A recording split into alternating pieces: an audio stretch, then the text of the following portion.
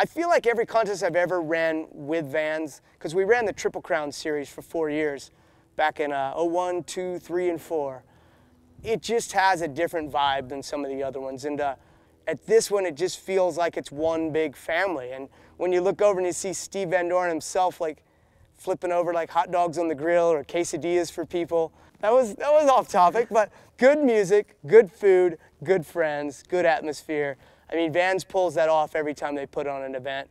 The crowd at the event is incredible. You know, they're just into it. They're there to have a good time. But I mean, the bleachers were packed, and I don't see how you couldn't get excited seeing the guys. Like when Tommy Dugan's blasting like a toboggan air, just huge, and Daniel Sandoval doing the runs that he did to win. Brian Foster there. I mean, I could go on about it. Corey Bowen like manualing around the bowl full speed, and the crowd just seemed to understand it and embrace it all.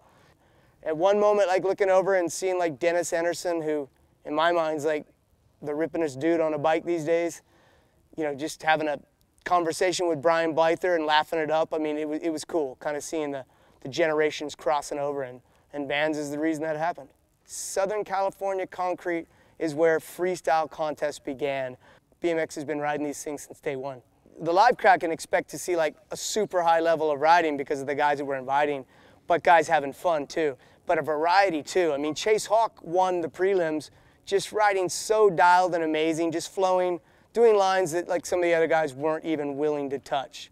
And he ended up making the podium in the finals as well. And you know, you got a guy like Anderson who can do whatever he pleases. And I'll call him young gun, although it's hard to say. I mean, all the guys have been into it for a while, but Daniel Sandoval, I mean, mixing up really tech stuff with his own lines and lip tricks. So in the case of Hucker, what to expect is don't expect anything, because he's going to do the unexpected. You know, fly out and do a high-speed bar ride that could make Martin Aparijo jealous around the edges of the bowl and maybe even jump back in that way.